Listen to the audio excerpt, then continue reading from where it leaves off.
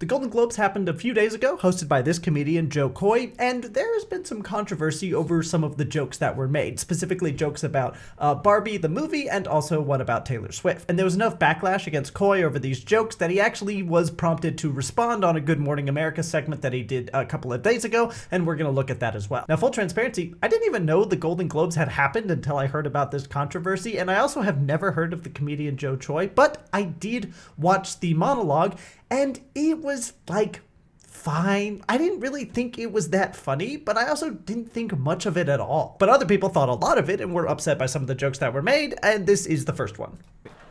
Oppenheimer and Barbie are Oh, I'm so sorry. I watch everything on 2 times speed. competing for cinematic box office achievement.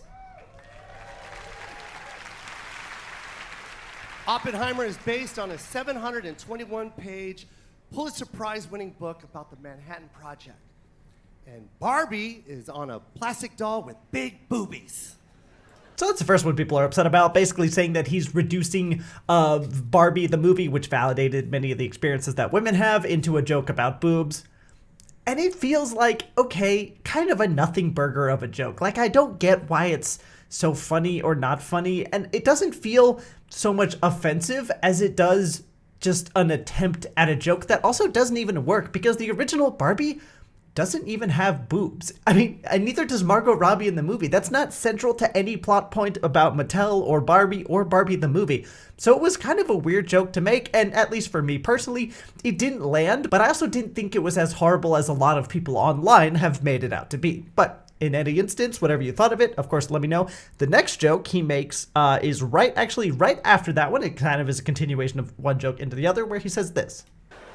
I watched Barbie. I loved it. I really did love it. I don't want you guys to think that I'm a creep, but it was kind of weird being attracted to a plastic doll. It's just something about your eyes, Ryan. The whole show, just close your eyes, Ryan. Everyone just looks into your eyes.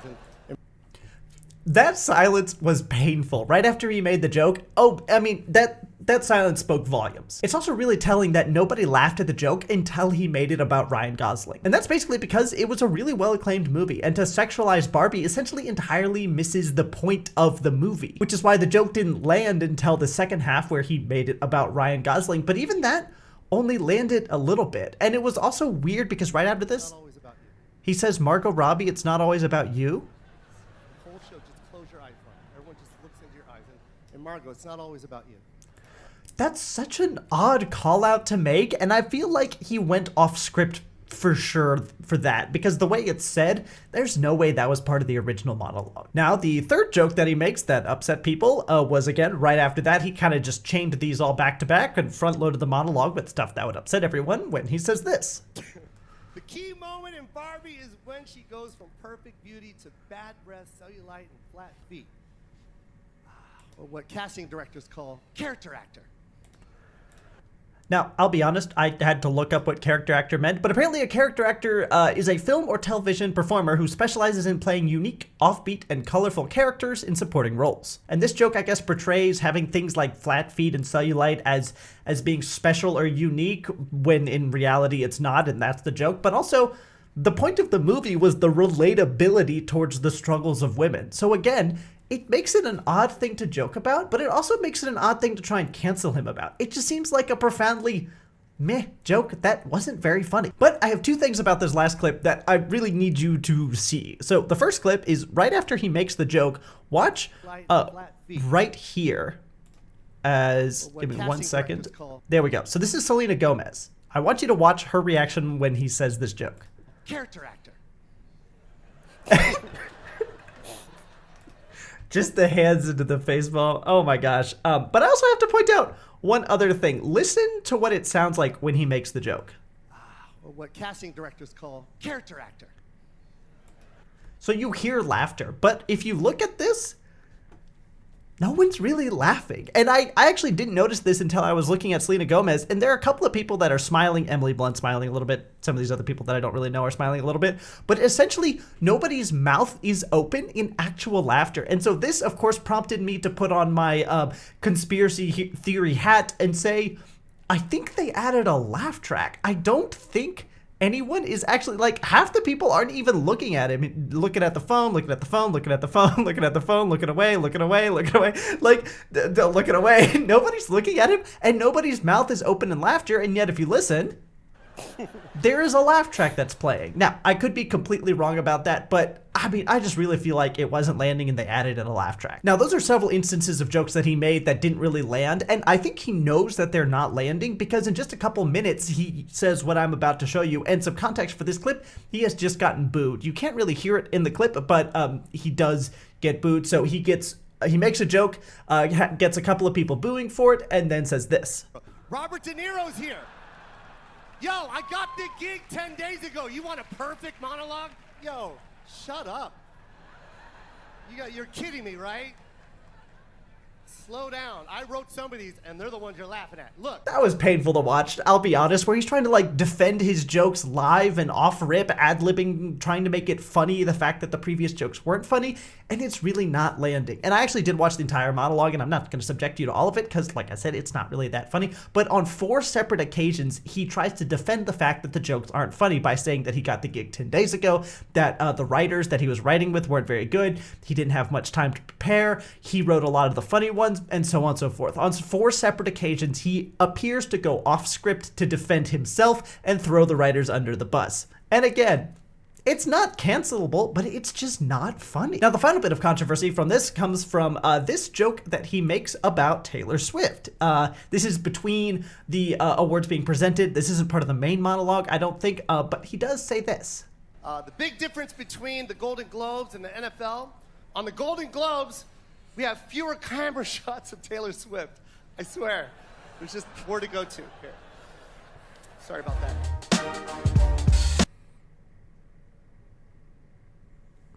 Now, I don't have anything, like, personally wrong with his joke. I would just kind of say it's not particularly funny. But if Taylor Swift looked at me like this, I would crawl into a hole and die of shame. I mean, if looks could kill, Joe would not have made it to see the next morning. Now, all of this prompted a lot of backlash. I would presume a lot of it being from Swifties who tend to go after people that insult their goddess Taylor Swift. But before we jump into his actual response, I do want to read a couple of takes that are on Twitter. One, like, there's a lot of prevailing narratives about how harmful his monologue was, including ones like this that say Joe Coy's jokes at the Golden Globe Awards show and represent the mindset and humor of middle-aged men here in the Philippines. Sick and absolutely twisted. I have uncles that will make the same joke as he did and even laugh if they watch the event. Now, I wouldn't go so far as to call it sick and twisted, but I would call it just not funny. But when you're making a joke about something as delicate as the validation of women's experiences in a large multi-billion-dollar movie, then you have to at least make it a really good joke. Because if it's not a good joke, or if it's not really funny or well put in some way that we can all laugh but also understand there's a kernel of truth there, then what you get is something that just comes across as insulting and off-putting. And that is what Joe Coy managed to do many, many times throughout the night, where instead of making people laugh at some sort of shared or uncomfortable experience, he made it about pointing at someone and trying to mock them. He did it to Ryan Gosling, he did it to Margot Robbie, he did it to Taylor Swift, and those jokes that he was trying to make just missed because of that and ended up being kind of mocking and painful and insulting and overall off-putting both to the people at the Golden Globes, because as you can see, no one was really laughing and he got booed a couple of times, but also to the people online to whom this kind of media matters most. Now, I promised the response, and he went on Good Morning America. I'm not sure if it was the next day or a couple days after that, and the host asks him this question about his critics, and this is how Joe Coy responds. Off the top, what do you say to the critics who, felt like some of the jokes fell flat? I mean, that is a lot of pressure in that room. I'd be lying if it doesn't hurt. I hit like a little moment there where I was just like, hosting is just it's a tough gig, and yes, I am a stand-up comic, but that hosting position is it's a different style, And I actually went on and watched the rest of the clip, which, again, I'm not going to subject you to, but it seems to be him emphasizing over and over that it's a tough gig. He feels like he kind of bombed it. He's not very happy about how he did or the jokes that he made. And honestly, he just sounds so defeated throughout the entire clip.